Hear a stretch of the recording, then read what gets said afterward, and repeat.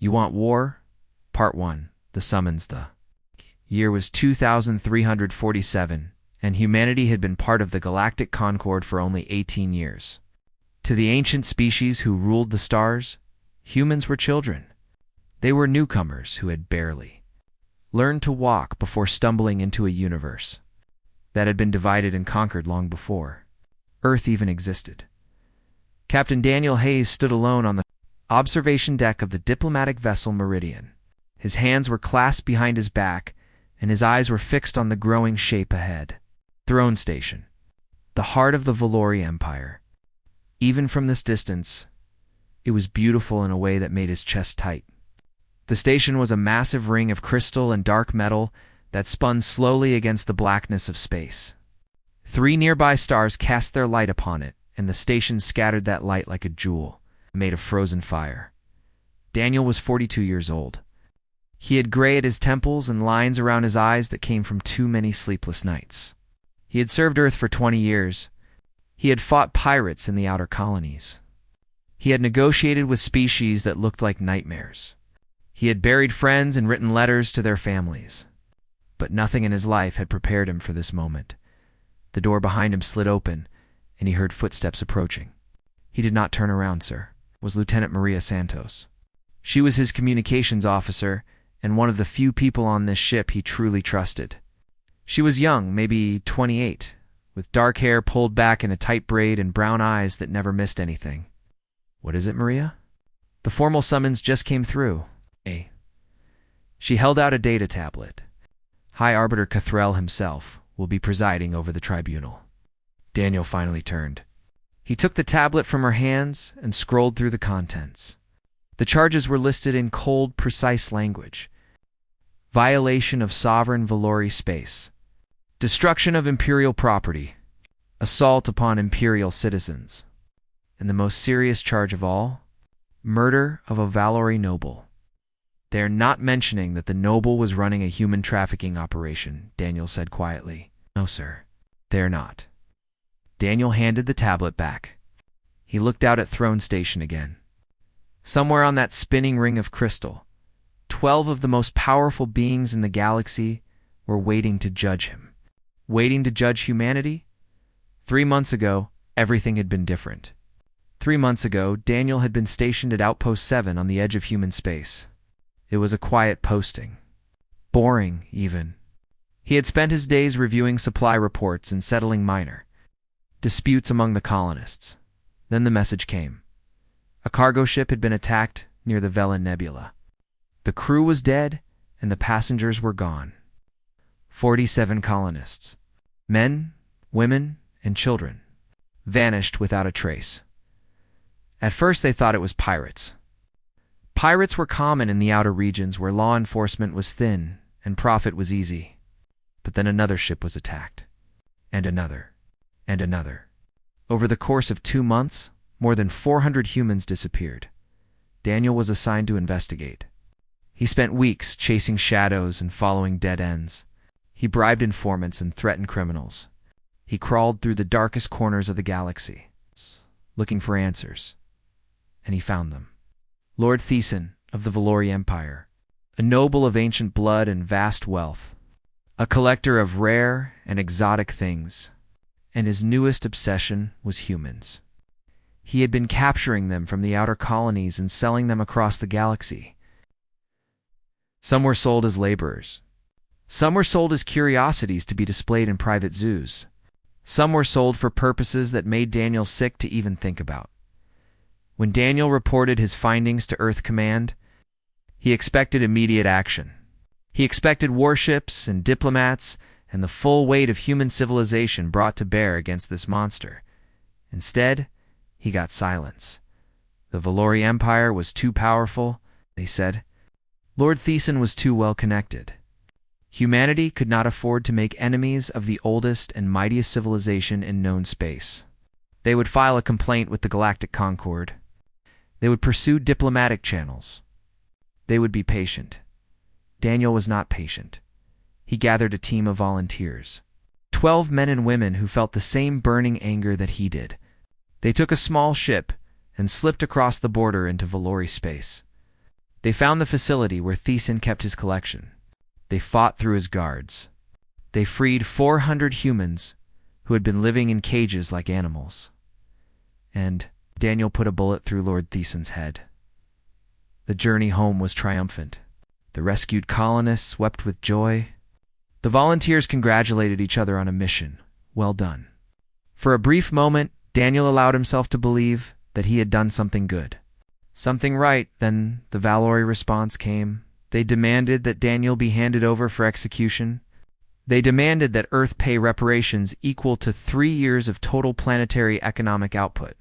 And if humanity refused these demands, the Valori Empire would consider it an act of war. Earth had no choice. They could not fight the Valor. No one could fight the Valori. They had conquered half the galaxy over 10,000 years of expansion. Their fleets were endless. Their technology was beyond anything humanity could match. So, Daniel was put on a ship and sent to face judgment. The Meridian docked at Throne Station, and Daniel felt a slight shudder run through the deck plates beneath his feet. He straightened his uniform and checked his reflection in the dark window. He looked tired. He looked old. But his eyes were steady. Ambassador Catherine Powell was waiting for them at the docking bay. She was a small woman in her 60s, with gray-streaked hair and a face that had seen too many diplomatic failures. She had been humanity's voice in galactic politics for 12 years. She had fought for human interests in 100 negotiations, and now she looked defeated. "They are calling for your execution," she said without any greeting. "And they want Earth to pay reparations that would bankrupt our entire civilization." "I know," Daniel said. "This is not a trial, Captain. This is a show. They want to make an example of you. They want to show the galaxy what happens to young species who forget their place." And Yul nodded slowly. He had known this from the moment he pulled that trigger. He had known that there would be consequences. He had known that he might be sacrificing his life, but 400 people were free. 400 humans who would have lived and died as slaves were now home with their families. And no matter what happened in the days ahead, no one could take that away. "Then let them try," Daniel said. "Let them make their example. But I will not apologize for what I did. I will not beg for mercy. And I will not pretend that saving my people was wrong." Catherine studied him for a long moment. Something flickered in her tired eyes. It might have been admiration. It might have been pity. It might have been both. "Come," she said finally. "The arbiters are waiting." Together they walked into the heart of the empire that wanted them dead. You Want War, Part 2, The Tribunal the Great. Hall of Judgment was built to crush the spirit of anyone who stood within it. Daniel understood this the moment he stepped through the towering doors. The ceiling rose so high above him that it disappeared into artificial clouds. Those clouds flickered with manufactured lightning that rumbled softly like distant thunder. The walls stretched endlessly on either side, and they were covered with holographic displays, showing the faces of countless species. These were the conquered, the defeated, the broken. Every civilization that had ever stood against the Valori Empire stared down at Daniel with hollow eyes. He noticed that there were no Valori faces among them. They had never lost. They had never fallen. They had never known what it meant to be the ones looking up from the ground. The walk to the center of the chamber took several minutes. Daniel kept his pace steady and his head high. Maria walked beside him on his left. Catherine walked on his right. Their footsteps echoed in the vast space, and the sound seemed small and fragile against so much emptiness. The tribunal bench rose before them like a cliff of polished black stone. 12 seats were arranged in a curved line, and in each seat sat a high arbiter of the Valori Empire. They were tall beings with scaled skin that shifted colors in the light. Their faces were sharp and angular, with eyes that gleamed like polished metal. They wore robes that seemed to drink in the light around them, and their presence filled the chamber with a weight that pressed against Daniel's chest. At the center of the 12 sat Kethrel. He was the eldest of them. His scales had faded to a pale silver with age, and his eyes held the cold wisdom of millennia. He had presided over 10,000 judgments. He had sentenced entire civilizations to extinction. And now those ancient eyes were fixed upon Daniel with an expression that revealed nothing. The gallery behind Daniel was packed with observers. Representatives from dozens of species had come to watch this moment. He recognized the tall and slender forms of the Thelin. He saw the stocky bodies of the Kreth with their forearms folded across their chests. He spotted Moldari traders with their insect-like faces and twitching antennae. Everyone wanted to see what would happen to the humans who had dared to challenge the Empire. A chime sounded, and the chamber fell silent. "This tribunal is called to order," Kethral announced. His voice was deep and resonant, and it filled every corner of the massive hall without effort. "We are gathered to hear the case against the human known as Daniel Hayes. He stands accused of violation of sovereign imperial space, destruction of imperial property, assault upon imperial citizens, and the murder of Lord Thesan of House Varanthe." Daniel felt the weight of those words settle upon his shoulders. Murder. Such a simple word for such a complicated act. The prosecution spoke first. A Valerie advocate named Vesion rose from his seat at a lower bench. He was younger than the arbiters, with scales that still held vibrant shades of blue and green. He moved with the confidence of someone who had never lost a case. "Hi, arbiters," Vesion began. "The facts of this matter are not in dispute. On the 17th day of the 4th cycle, the accused led a team of human soldiers across the border into imperial space. They traveled to the estate of Lord Thesan on the moon of Varanthe Prime. They destroyed property valued at more than 30 million credits. They killed 14 imperial citizens who were employed as guards and servants. And they executed Lord Thesan himself in his own home." Vesion paused to let those words sink in. He looked around the chamber with an expression of righteous anger. The humans claimed they were rescuing their own people. They claim Lord Thesan was engaged in illegal trafficking, but these claims are irrelevant. The humans had no authority to act within imperial space. They had no right to destroy imperial property. They had no justification for killing an imperial noble. Whatever Lord Thesan may or may not have done, it was not for the humans to judge him. He turned to face Daniel directly. "The accused has confessed to leading the mission. He has confessed to killing Lord Thesan. The only question remaining is what punishment fits these crimes." Vesion sat down. The chamber remained silent. Catherine rose to speak, but Kethral raised one clawed hand to stop her. "We have heard from the human ambassador many times," the High Arbiter said. "Her words are known to us, and they have not moved us." His gaze shifted to Daniel. "We would hear from the one who led the attack. Let him speak for himself." Daniel felt every eye in the chamber turn toward him. He felt the pressure of this moment pressing down like a physical force. The fate of his entire species might depend on what he said next. He stood slowly. He met Kethral's gaze without flinching. "High Arbiter," he said, "I do not dispute the facts as presented. I led the mission. I killed Lord Thesan. And if I had to make that choice again, I would do exactly the same thing." A murmur rippled through the gallery. Catherine closed her eyes for a brief moment. Maria's hand tightened on the armrest of her chair. "The human admits his crime," Vesion said triumphantly. "The tribunal should proceed to sentencing." "I am not finished," Daniel said. Kethral studied him for a long moment. The ancient eyes revealed nothing, but something shifted in the air. "Attention and interest. Continue," the High Arbiter said. "Lord Thesan kidnapped 400 of my people.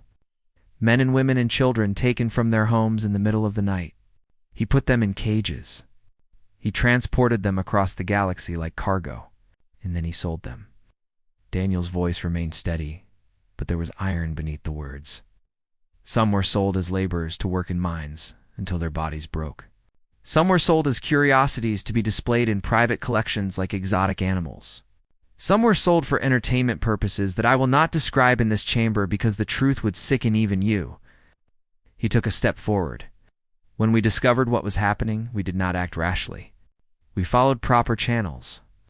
We filed complaints with the Galactic Concord. We requested that the Valori authorities investigate Lord Thesan and rescue our people. Do you know what response we received?" He paused. Silence. Complete and total silence. Because Lord Thesan was a noble of your empire. Because he had wealth and power and connections.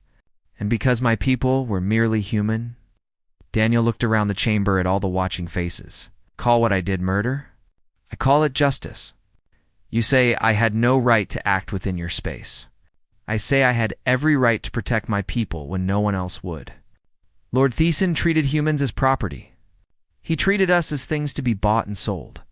And when your laws refused to protect us, we protected ourselves.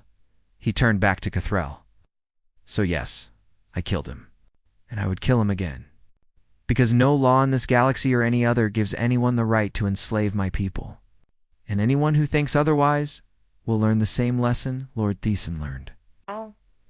The chamber had gone completely silent. No one moved. No one spoke.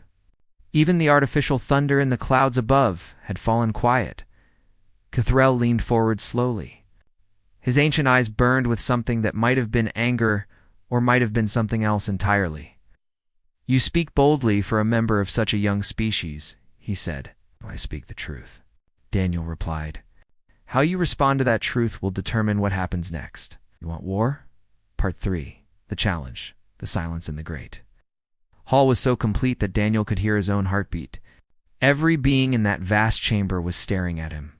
The observers in the gallery had stopped whispering. The arbiters on their high bench had gone still as statues. Even the artificial lightning in the clouds above had ceased its flickering. Daniel stood alone in the center of it all. He could feel the weight of their attention pressing against him like a physical thing. He knew that he had crossed a line. He knew that his words had pushed this moment beyond simple judgment into something far more dangerous. Cathrell rose slowly from his seat.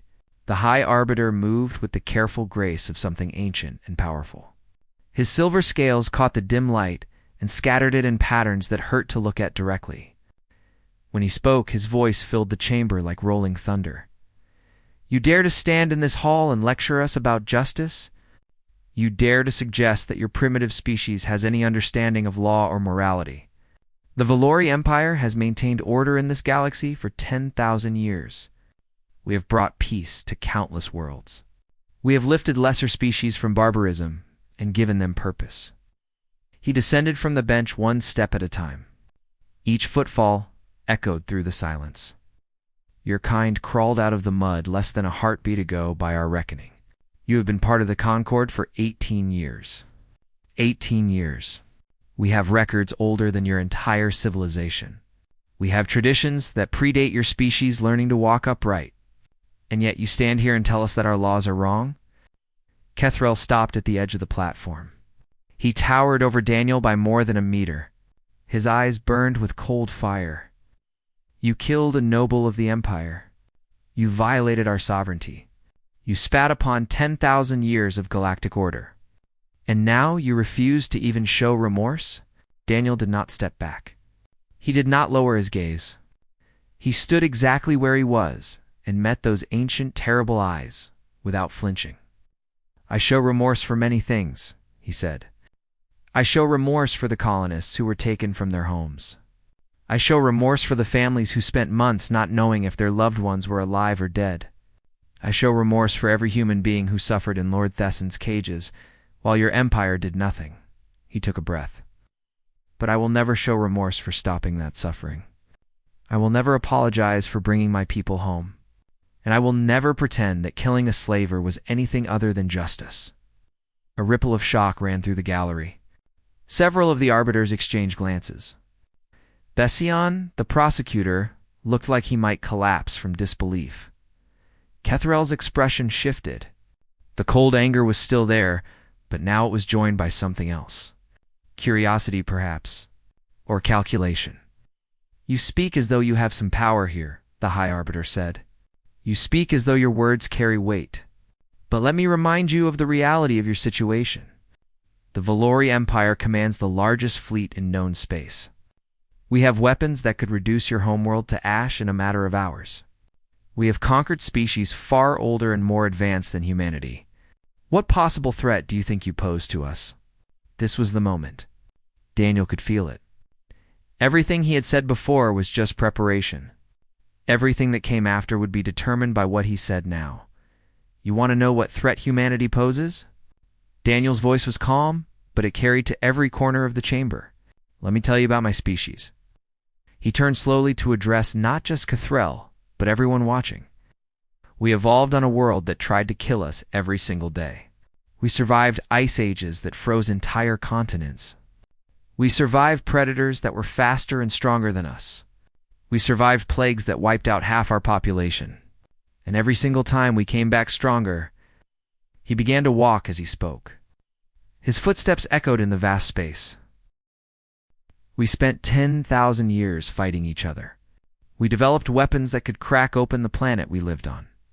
We built philosophies around the concept of mutually assured destruction. We learned through fire and blood that there is no horror. We will not unleash upon our enemies when we believe our survival is at stake. Daniel stopped and turned. Back to face the tribunal bench. You have never lost a war. I understand that. Congratulations on your perfect record. But you have never fought a species like us. You have never faced an enemy that would rather burn its own worlds than surrender them. You have never encountered a people who consider death preferable to slavery. He pointed at the holographic faces on the walls. The conquered species staring down with empty eyes. Those civilizations broke when you came for them. They surrendered. They begged for terms. They accepted chains because they thought chains were better than graves. Daniel shook his head. We are not like them. We have never been like them. When you push humanity into a corner, we do not give up. We get more dangerous. Cathrall had not moved. His expression had not changed. But something in his posture had shifted slightly. He was listening now. Really listening. So let me be absolutely clear about what happens next, Daniel continued. If this tribunal condemns me, humanity will accept that judgment. I will pay whatever price you demand. But if you try to use my actions as an excuse to subjugate my species, if you demand that Earth kneel before your empire, if you threaten our people with conquest or destruction, then you will learn something that no other species has ever taught you. He stepped closer to Cathrall, close enough to see his own reflection in those metallic eyes. You will learn what it means to fight an enemy that cannot be broken. You will learn what it costs to war against a species that treats surrender as a fate worse than death. You will learn why every predator on our homeworld learned to fear the naked ape with the sharp stick. Daniel's voice dropped to barely more than a whisper, but somehow it still carried through the entire chamber. You want war? You can have it. But I promise you this. If you come for humanity, we will not stop fighting until one of our civilizations no longer exists. And we have gotten very good at making sure we are not the ones who disappear. He stepped back and straightened his uniform. The choice is yours, High Arbiter. Peace or war. Cooperation or conflict. You can have humanity as a friend, or you can have us as an enemy. But you cannot have us as slaves. Not now, not ever. That is not a negotiation. That is not a request. That is simply the truth of what we are. The chamber remained frozen. No one spoke. No one moved. The weight of Daniel's words hung in the air like smoke after a fire. Cathrall stood motionless for what felt like an eternity. Then slowly, almost imperceptibly, his head tilted to one side. His tribunal will recess, he announced. We require time to deliberate. He turned and ascended back to the bench. The other arbiters rose and filed out through a door behind their seats. The gallery erupted into chaos as representatives rushed to transmit what they had witnessed to their home worlds, but Daniel just stood there in the center of it all. He had said what needed to be said. Now the galaxy would decide what came next. You want war? Part 4? The revelation? The tribunal had recessed, but the chaos had only begun. Representatives from every corner of the galaxy were rushing through the corridors of Throne Station. They spoke into communicators and tapped furiously at data tablets. The words Daniel had spoken were spreading across the stars like wildfire. Within hours, every inhabited world would know what the human had said to the High Arbiter, Catherine. Grabbed Daniel by the arm and pulled him into a small side chamber away from the crowds. Maria followed close behind and sealed the door once they were inside. The room was bare except for a few chairs and a window that looked out into the endless black of space. Do you have any idea what you have done? Catherine's voice was shaking. Her face had gone pale and her hands trembled as she pressed them against the table. You threatened them. You stood in their own hall of judgment and threatened the most powerful empire in the known galaxy with extinction. Daniel remained calm. I told them the truth. The truth? Catherine laughed, but there was no humor in it. The Valrai have destroyed entire civilizations for less than what you said today. They have burned worlds to ash for smaller insults. And you stood there and promised them war. I promised them consequences, Daniel said. There is a difference. Not to them. Catherine sank into one of the chairs. She looked older than she had this morning. The weight of this moment was crushing her. I have spent 12 years building relationships with the Valori. 12 years of careful diplomacy. 12 years of smiling at their insults and bowing to their demands. And you just destroyed all of it in 10 minutes. Psst. Maria stepped forward. Ambassador, what is happening out there? What are the Valori doing? I do not know. Catherine shook her head. My contacts have gone silent. No one is answering my calls. That is never a good sign. The door chimed. Someone was requesting entry. Catherine looked at Daniel with fear in her eyes, but he simply nodded. Maria opened the door. Athelin stood in the corridor. It was tall and slender, with limbs that bent in ways that seemed impossible. Its skin was a deep purple that shifted to blue where the light touched it. Multiple eyes arranged in a circle around its head blinked in sequence as it regarded them. Daniel recognized it immediately. High Speaker Moroth, one of the eldest members of the Galactic Concord. The Thelin had been traveling among the stars when humanity was still learning to farm. May I enter? Moroth's voice was soft and musical. It seemed to come from everywhere at once. Of course, High Speaker. Catherine stood quickly and offered a small bow. Moroth glided into the room. The door sealed behind it. For a long moment, the Thelin simply studied Daniel with those many eyes. Then it spoke. A remarkable performance, Captain Hayes. I have watched many species face Valori judgment over the centuries. None have ever responded as you did today. Is that a compliment or a warning? Daniel asked. Perhaps both. Moroth moved closer. Its movements were fluid like water flowing uphill. You should know that the Valori are not debating whether to go to war. They made that decision the moment you finished speaking. They are merely debating how quickly they can mobilize their fleets. Catherine made a sound like she had been punched in the stomach. She gripped the edge of the table to steady herself. Then it is over, she whispered. We are finished. Not necessarily. Moroth turned its many eyes toward her. There are factors at play that you may not be aware of. Forces moving in the shadows that have been waiting for a moment exactly like this one. Daniel stepped forward. What do you mean? Moroth was silent for a moment. When it spoke again, its voice was barely above a whisper. The Valorei have ruled this galaxy for 10,000 years. In that time, they have conquered hundreds of species. They have crushed every rebellion. They have destroyed every challenger. But ruling through fear has a cost. It creates enemies. It breeds resentment. And over thousands of years, that resentment has grown very deep indeed. Thelin moved to the window and looked out at the stars. There are many in the Concord who remember what it was like to be young and ambitious. Many who remember what it felt like before the Valori ground them down into obedience. Your words today have given those species something they have not had in a very long time. What is that? Daniel asked. Hope. Moroth turned back to face him. Hope that someone might finally stand against the Empire and survive. Hope that the Valori are not as invincible as they pretend to be. Catherine was shaking her head. Hope does not win wars. The Valori have the largest fleet in the galaxy. They have weapons beyond anything we can match. Hope will not stop their ships from burning Earth. You are correct, Moroth agreed. Hope alone is not enough. But hope combined with information might be.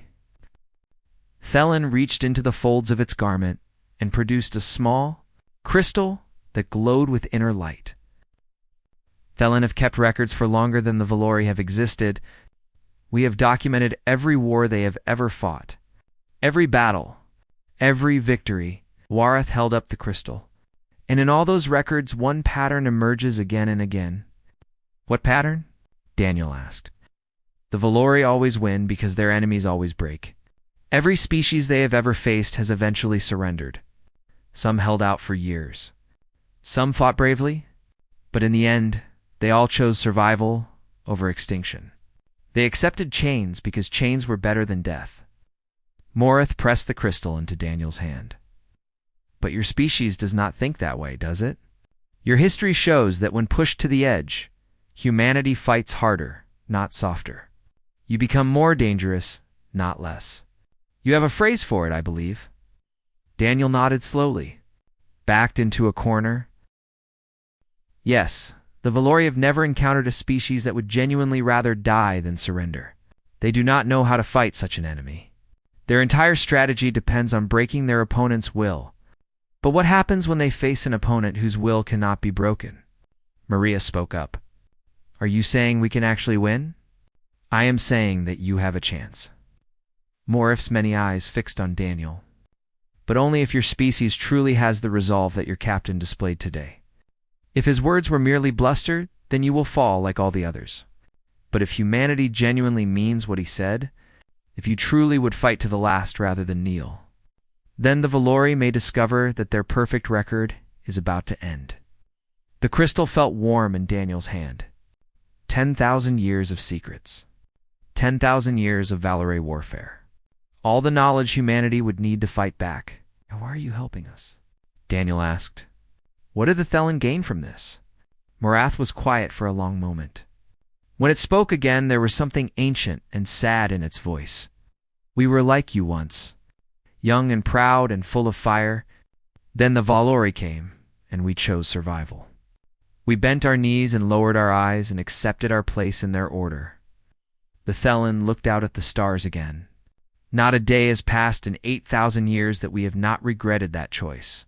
Perhaps if humanity succeeds where we failed, that regret will finally ease. The Thelen moved toward the door. The tribunal will reconvene tomorrow. Be ready, Captain Hayes. One way or another, the galaxy is about to change. Ash! And then Morith was gone, leaving Daniel alone with a crystal full of secrets and a war that was about to begin. Hash, you want war? Part 5. The answer. Daniel did not sleep that night. He sat alone in his quarters aboard the Meridian with the Thelen crystal resting on the table before him. The glow from within it cast strange shadows on the walls. 10,000 years of warfare. 10,000 years of conquest. Every secret the Valori had ever tried to hide was contained. In that small piece of crystal, he thought about Earth. He thought about the blue oceans and green forests and the billions of people who had no idea that their fate was being decided on a station at the edge of known space. He thought about his mother, who still lived in the small town where he grew up. He thought about his sister and her children, who had never known war and never would if he failed. The weight of it all pressed down on him like a mountain. Maria found him there just before dawn. She did not say anything at first. She simply sat down across from him and waited. They are going to declare war, Daniel said finally. No matter what I say today, Morith was right. The decision has already been made. Then why go back at all? Maria asked. Why face the tribunal again if the outcome is already decided? Daniel looked up at her. Because the tribunal is not just about the Valor. Every species in the galaxy is watching. They need to see how humanity responds. They need to see that we meant every word. And did we? Maria's voice was soft. Did you mean it? Would humanity really fight to the last? Daniel was quiet for a long moment. Then he nodded slowly. Yes, I believe we would. Not because we want to die, but because some things are worse than death. Slavery is worse than death. Watching your children grow up in chains is worse than death. Knowing that you could have fought back but chose not to is worse than death. He picked up the crystal and held it to the light. The Valori have never understood that. They think everyone values survival above all else. They think every species will eventually break if you apply enough pressure. But they are wrong. Some things are worth dying for, and freedom is one of them. The tribunal reconvened 3 hours later. The Great Hall was even more crowded than before. Word had spread across the galaxy, and representatives had come from species that rarely left their home systems. Everyone wanted to witness this moment. Everyone wanted to see what would happen next. Daniel walked to the center of the chamber, with his head held high. Catherine walked beside him. Maria followed a few steps behind. They took their places before the tribunal bench and waited. The 12 arbiters filed in and took their seats. Kethrel was the last to enter. The ancient High Arbiter moved slowly, and his silver scales seemed duller than they had the day before. He looked tired. He looked old. But his eyes still burned with that cold inner fire. "This tribunal has considered the evidence and the arguments presented," Kethrel announced. His voice filled the chamber like before, but there was something different in it now. Something uncertain. "Before we render judgment, we would ask the human captain one final question." Daniel stepped forward. "Ask. Yesterday you spoke of war. You spoke of humanity's willingness to fight to the last breath. These were bold words." Kethrel leaned forward in his seat. "But words are easy. Words cost nothing. If this tribunal rules against humanity, if the Empire demands satisfaction, what will your species actually do?" The question hung in the air. Daniel could feel the weight of it pressing against his chest. He could feel billions of eyes watching from across the galaxy. He could feel the future of his entire species balanced on the edge of a knife. He thought of everything that had led to this moment. The colonists taken from their homes, the cages where they had suffered, the silence of the Valor when humanity begged for help, the choice he had made to act when no one else would. And he knew exactly what he needed to say. "You want to know what humanity will do?" Daniel's voice was calm and steady. "I will tell you. If you declare war on us, we will mobilize every ship we have, every soldier, every weapon. We will fight you in every system and on every planet and in every shadow of every moon in this galaxy." He began to walk slowly toward the tribunal bench. "We will turn your victories into nightmares. We will make you pay for every inch of space and blood. We will hit you where you least expect it and vanish before you can strike back. We will never give you a clean battle. We will never give you an easy win. We will make this war so costly that your grandchildren will still be counting the dead." Daniel stopped directly below Kethrel's seat. "And when your fleets are exhausted and your armies are broken, when you begin to wonder if conquering humanity is worth the price, we will still be fighting. Because that is who we are. We are the species that walked out of the wilderness with nothing but sharp sticks and conquered a world full of predators. We are the species that split the atom and somehow did not destroy ourselves with it. We are the species that looked at the stars and said we are coming, and then we did." He spread his hands. "So here's my answer to your question. If you want peace, we will be the most loyal friends you have ever known. We will trade with you and learn from you and stand beside you against any threat. We will be partners in building a better galaxy for all species." His voice hardened. "But if you want war, you will learn why humanity survived when so many other species did not. You will learn why we rose to the top of our food chain. You will learn what happens when you corner a species that has spent its entire existence fighting for survival." Daniel met Kethrel's eyes one final time. "The choice is yours, High Arbiter. Make it wisely, because you only get to make it once." The silence that followed seemed to last forever. Kethrel did not move. The other arbiters did not move. The entire galaxy held its breath. Then something happened that no one expected. Kethrel closed his eyes. When he opened them again, the cold fire had dimmed. In its place was something that might have been respect. Or perhaps it was simply exhaustion. "The tribunal has reached its decision," he announced. "The charges against Captain Daniel Hayes are dismissed on grounds of justified defense of his people. The matter of Lord Theson's criminal activities will be investigated by an independent Concord Commission." A gasp ran through the gallery. Furthermore, Kethrel continued, "The Valoria Empire withdraws its demands for reparations from Earth. This matter is concluded." He rose from his seat and looked down at Daniel one final time. You have given us much to consider, human. Perhaps we have grown too accustomed to species who kneel. Perhaps we have forgotten what it looks like when someone chooses to stand. The High Arbiter turned and walked out of the chamber. The other arbiters followed in silence. The gallery erupted into chaos, but Daniel barely heard it. It was over. Humanity had faced the greatest power in the galaxy and refused to blink. And the galaxy would never be the same. Catherine was crying. Maria was laughing.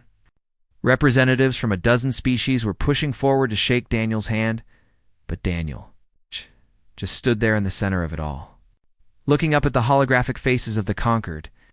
Species on the walls. Someday there would be no more faces on those walls.